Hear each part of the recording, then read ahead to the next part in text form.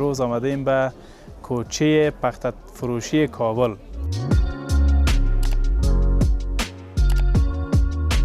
و یک دفعه یک جای بخش ما میدادن که از ما 1,50,000 دلار خواستن. گفتیم این پیسه زمینی از ما میخواهی شما؟ گفت نه، این جیب خرچ بچه‌ها شما بدید.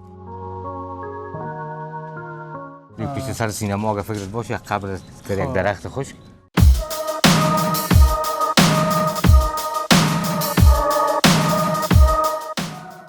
خب بیننده عزیز، سلام بر شما. آرزو دارم که در هر کجایی که هستین خوب و سلامت و سرحال باشین. من شاداب گلزاد هستم از چینل یویتوب انار. امروز آمدیم به کوچه پخته فروشی کابل و نزدیکای نوروز است. هر کس مصروف کار و بار خود، یکی مصروف رنگ کردن و سفیدکاری های خانه است، یکی هم مصروف تفریح و سیاحت و چکر زدن است، یکی هم پخته میاره به کوچه پخته فروشی که پخته خود بتکانه یا یک پخته بخره. امروز آمدیم به اینجا که چی گپاست، یا ای که نامای قدیم کوچه پخته فروشی چی بوده، مردمای قدیم که یا زندگی میکنن، چی قصه ها دارن از گذشته ها. ما را همراه باشین امروز و این سوالات پاسخ داده میشه. میریم به طرف داخل کوچه و با پخته فروش ها هم صحبت های خود داشتیم، همچنان با وکیل منطقه صحبت میکنیم و از کتاب فروشی ها هم میبینیم. ما را همراه باشین.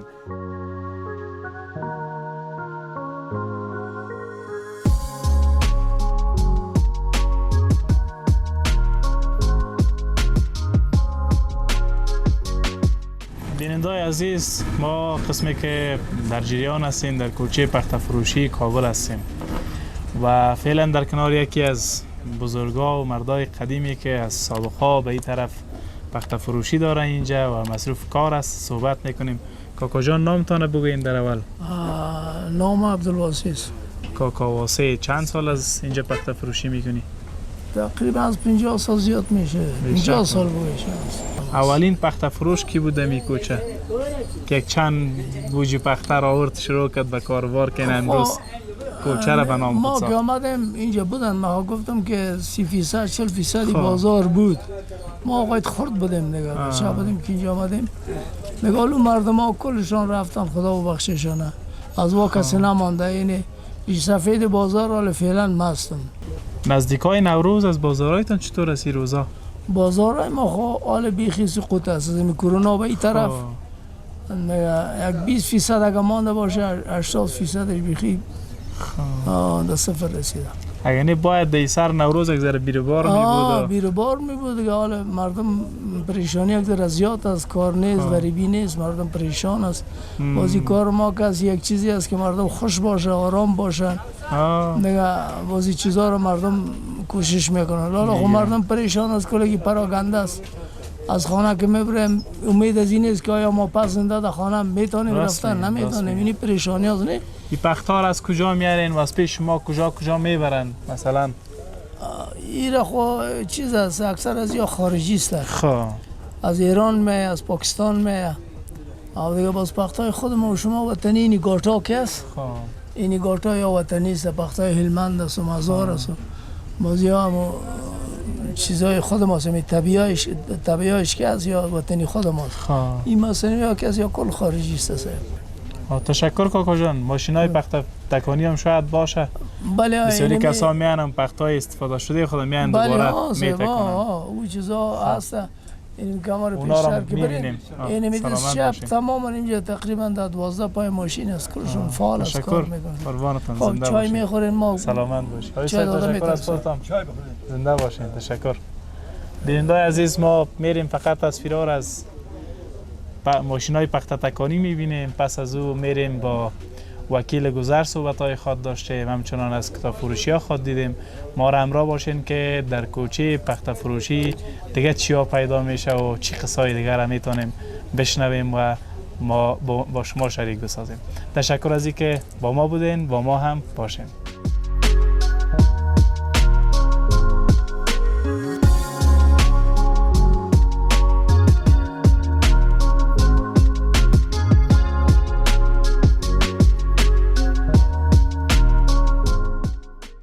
یک دفعه یک جای بخش ما میدادن که از ما 1,50,000 دلار خواستن. یک نفر بود از قندوز، وکیل چی بود. گفتیم این پیسه افغانی؟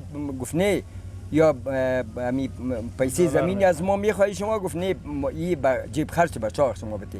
اینا نام از او یادم از یاد رفته و شاروالی بود و زمان استاد ربانی از همی خندوس بودن و تا به این ما فرضاً ما مردم جای نداریم. دنبال که تو جویشیر پالوی مسجد نبوی صلی الله علیه و بالا از او اونجا یک جای غرفه یا آینی را ما بسیار تپ تلاش کردیم چی کردیم با مشکل ما اونجا گرفتیم که اونجا قرار است از اونجا را میخواین که از بین ببرن. اصلا در یک مملکت اسلامی نمیفهم که کدام جای از این احترام از دین مقدس اسلام است، کدام جای از این اسلامی احترام میکنن یا چرا کتابای دینی در فردن یک جای نداره. اینمی یک مشکل ما بسیار مشکل حتما نظر میگیریم. قاری صاحب چند سال از خودتان اینجا هستین؟ اغلبا از سال 1355 حال 99 نه؟ این از این بعدش چند سال میشه؟ 44 سال. ما در امی کتاب فروشی دینی هستیم. بیشک. سابقات چی گپا بود اینجا؟ حالا چند دکان محدود میبینیم. اما قدر بود یا زیاد بود؟ امی کوچه کاملا کتاب فروشی بود. باز پسان که باروت اینجا انفجار کرد و مردم متوالی شد کتاب فروش هر طرف رفتن. در اینجا کتاب های اسلامی دیگه تمام کلش تبینیم قرآن کریم است، تفسیر شریف است، اینمی دیگه سیرت نبی صلی الله علیه و سلم است. اینمی کتاب های اسلامی از مسابقه که ما میکار میکردیم کتاب فروشی نمی کار میکنیم. سلامت باش. تشکر خواهی صاحب. شما تشکر. سلامت باشید. شما هم خدا خیر بده که به خاطر اینکه دمی 40 سال یا 44 ساله که من در اینجا هستم تو رادیو و تلویزیونی چیزا خصوصا دی وقت بسیار بود نه صرف حکومت نه از می رادیو از تلویزیون شخصی. یک کسی از کتاب فروش ها اول نگرفت که شما می جایی که ششته فردن می جای از خودتان از داری نداری امی مناسب است نیست امی صدای کتاب فروش ها هیچ کس نشیده در جایی نرفتن. سلامت باشید. شما را خدا خیر بده. تشکر. سلامت باشید. خدا عزت بدهتان. لطف مهربانی که تشکر. تشکر. سلامت باشید. قاری صاحب برای ما قصه کرد از کوچه پخته فروشی که در اصل کوچه کتاب فروشی بوده و یک کتاب فروشیان حدوداً بیشتر از 40 سال 50 سال خدمت داره و میجا هستن و کتاب‌های اسلامی مثلا قرآن عظیم شان، تفاسیر و سیرت النبی و کتاب‌های اسلامی را هدیه میدن. یک چیز دیگه صاحب نگفتن نمونه که اینمی چیزی که ما گفتیم میتون ایدی شما میتونید که فردن از گفتن در تاجیکستان ما رفتیم و از ما پرسان کردن که امی کوچه کتاب فروشی ما گفتم هدفتان از کوچه کتاب فروشی کدام؟ ما گفت دمی جنوب جاده میوان که پاریش یک مسجد جامع است و پرسان کردن در زایدان ایران از ما میجره پرسان کردن در وقتای جنگا کی جای زنده مونده. اصلا کوچه کتاب فروشی بود دیگه نه پخته فروشی بود نه چوب فروشی. این چیزا است که مردم اینا ماندن. تشکر. سلامت باشید. زنده باشید.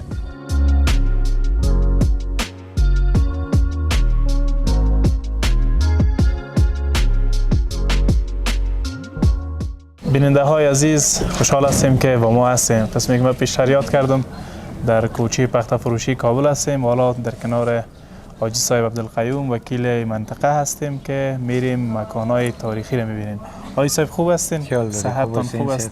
اگر شما هم موافق باشین همون جاهای قدیمی و تاریخی که از گذشته های دور به این منطقه مانده میریم میبینیم و قسم کرده میریم. خوب است. کجا میریم فعلا؟ فعلا میریم می مسجد اچکزیا را میبینیم که یک مسجد بسیار سابقه و تاریخی است. شما هم اینجا تولد شدین و کلام شدین؟ نه خیر نه، من دیگه تقریبا در حدود یک 38 سال 40 سال میشه که در این منطقه زندگی میکنم. خواه دیگه فعلا وکیل گذر همین منطقه هستم. بسیار خوب. دیگه مسئولیت این مردم این مسئولیت بار گرانگه با دوش ما انداختن. دیگه خدا کنه که ما میره به وجه احسنش انجام داده بتانیم. انشاءالله میشه. دیگه همین مردم از ما راضی باشن. این مسجد اچکزیا هست که در سال 1287 تقریبا 100 و چند سال میشه. 20 چند سال میشه. 22 سال پیش. این دو سه بار تاوالی ترمیم شده. ترمیم شده که چون از بین نره. با او خاطری را یک زیر مراقبت ما هست. بیشک. میریم به طرف مکتب. این مکتب هم یک دیدن میکنیم. درست است. در کنار مکتب متوسط میرمن خجو هستیم که امسال تاسیسش حدوداً 1340 است که تقریباً یک 50 و چند سال میشه، 59 سال. دیگه این مکتب اصل ملکیت جایدادش از حاله امان الله خان است که او باز به حساب وزارت معارف این مکتب تسلیم کردن. این را باز کجا رفت آجی صاحب؟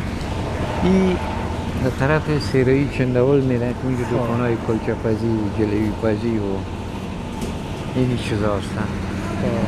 بله. اکثر از حالی کارخانه شدن، کارخانه شیرنی و کلچه و نقل و دیگه اینی را که میبینید این هم کارخانه نقل پزی هست. ساختمانش بسیار قدیمی است ولی بله. اونویشه که میبینید او شیرنی پزی است. شیرنی تولید میکنن و اویشه که میبینین اویش کلچه پزی است، کلچه تولید میکنن. درست. این بازی کوچه ها هر کدامش از خود نام داره، فهمیدین؟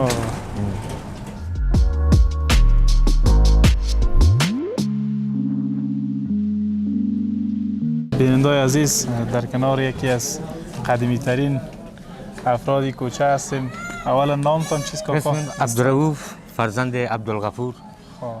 عبدالغفور فرزند آقا جان که هر چهار پشتشان در این کوچه گذر کردن و به گلزوا ما اولاد موندیم که این از 3 پشت میشه. بیشک والا. رسیدی؟ چند سال هستی؟ من خودم 67 ساله. 67 سال. اگر فرض کو یک 17 ساله باشی از 40 سال پیش از اینجا قصه کو. از 40 چی سال بود پیش اینجا کوچه می حالت بود یا؟ قسم میکنیم این کوچه بسیار خوب کوچه، شهر کنه کابل همی بود.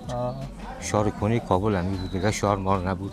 این پارتمان ها و جاده و ایجاره که میبینی همش کرد گندنه و مولی سرخط بین تراب. باز باباهای ما به ما نقل میکنه. فکرت هست ما که اینده 67 که میبینیم که کل جای پاتکاری است، تعمیر است، بگیر است و نمان است. ایگه پاس دیگه نال اینجا خوب مردم ها بودن و پدرهای ما بود. اینجا کلش افراد دولتی بود و در کار میکردن. باز برایشان یک توتک جای داده بود که اینجا خانه برایشان آباد میکرد و تو کسی دیگه نمیامد. اینجا منشی امان الله خان است که دولیشون ما میشینم. دروی بسیار خوب توتی است. بدر فرقمش زمان جان بود دوجا.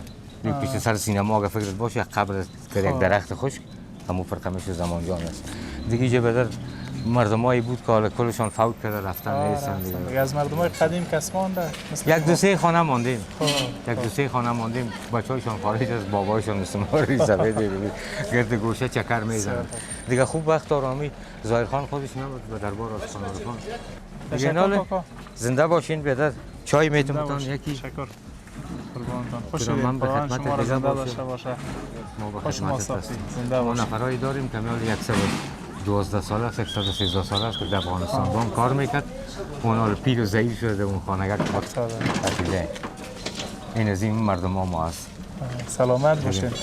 چند مردمای کابلی دیگه شما هستین آقای مردم ها. سلامت باشین. بسیار تشکر. چای میتونم قربانتان.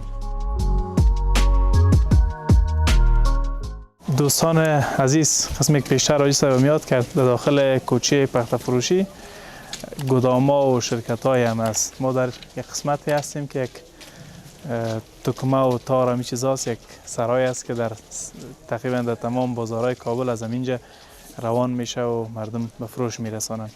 میریم داخل یک بار میبینیم چی است چی نیست.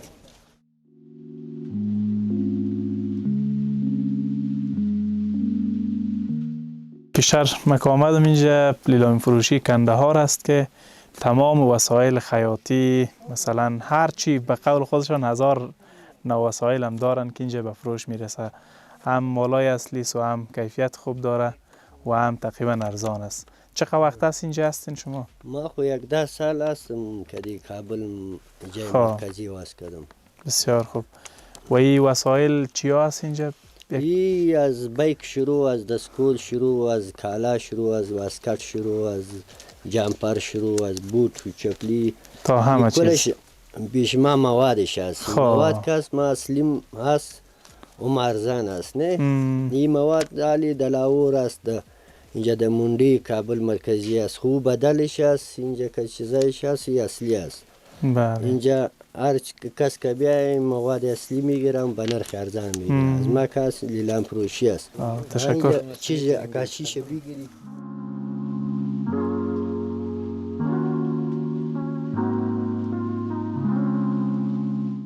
خب امرای آجی صاحب بودیم تا لحظات زیاد جای مختلف هم دیدیم. تشکر آجی صاحب که ما بودی. فقط حال ما میریم یکی مسجد حضرت بابای خودی صاحب میبینیم و از زیارتش و اگر مسجد پخته فروشی هم باز بود از او هم یکم تصویر می داشته باشیم. تشکر از اینکه ما را امروز همکاری کردی و همراهی کردی. شما هم آمدین یاد غریبا را کردین. سلامت ما خدمتتون هستیم. ما چیزی که امکانات داشتیم در دسترستان سلامت باشین. بسیار تشکر. بازم ما را خدمتتون قربانتون. سلامت باشین. خوش شدیم از دیدن. بسیار تشکر. خداحافظ. عمرتان دراز. سلامت باشین. تشکر آیسته. زنده باشین.